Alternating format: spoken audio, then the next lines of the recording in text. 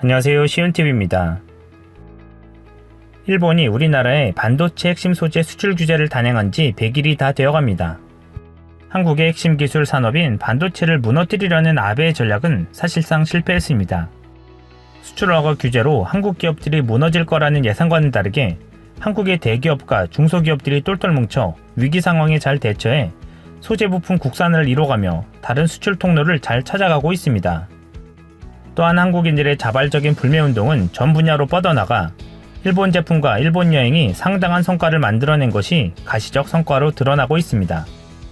수출 규제 이후 일본 여행 보이콧으로 현재까지 일본은 우리보다 9배에 달하는 경제적 피해를 입은 것으로 드러났습니다. 한국경제연구원이 6일 공개한 한일 여행의 경제 영향 분석 보고서에 따르면 한국의 생산 유발 감소액이 일본의 생산 유발 감소액보다 9배나 적은 것으로 나타난 것입니다. 또한 불매운동의 여파로 일본 하면 떠오르던 자동차와 맥주 시장이 크게 타격을 입었습니다. 자동차는 작년에 비해 60% 급락했고 한국에서 1위 자리를 줄곧 지켜오던 맥주는 작년 대비 99.9%나 추락했습니다. 사실상 퇴출된 것입니다. 이뿐 아니라 일본의 부가가치 유발액은 작년에 6,557억 원에서 4,773억 원으로 감소해 1,784억 원이 줄어든 것으로 나타났고 한국의 부가가치 유발 감소액인 54억 원보다 33배나 많은 것으로 파악되었습니다. 국토교통부가 지난 5일 집계한 일본 노선 운항 실적에 따르면 일본 노선 탑승률은 지난해 같은 기간보다 28%가량 줄어든 것으로 나타났습니다. 사실상 한국에 경제적 타격을 주고자 단행한 수출 규제로 일본의 경제적 타격만 가속화시키고 있는 모양새입니다. 그래서일까요? 아베는 지난 4일 임시국회 본회의장에서 한국은 중요한 이웃나라라는 표현을 2년 만에 다시 사용했습니다. 하지만 나름의 유화 제스처를 취하면서도 기존 입장은 그대로 유지했습니다. 한국은 중요한 이웃나라입니다 라면서 나라와 나라 간의 약속을 준수할 것을 요구하고 싶다라고 발언한 것입니다. 아베가 한국에 대한 경제보복을 멈출 수 없는 이유는 두 가지입니다. 첫 번째는 아베를 지지하는 우익 세력들이 지속적인 갈등을 원하기 때문이며 경제보복을 철회하는 순간 아베 정권도 막을 내리기 때문입니다.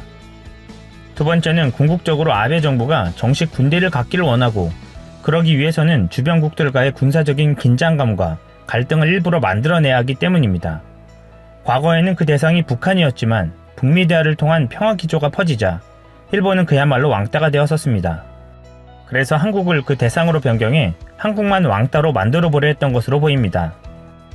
북한에 대해 적대적인 발언을 끊임없이 쏟아내던 일본은 어느 순간 조건 없이 대화하겠다는 기조로 바뀌었습니다.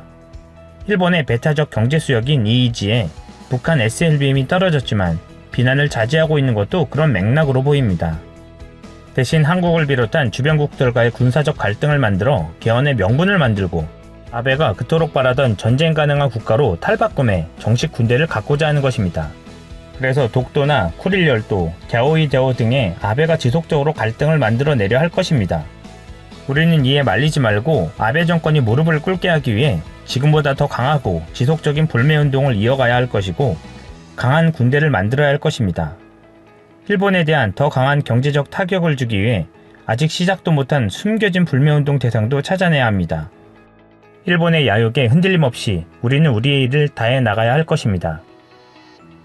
이상 시온TV였습니다.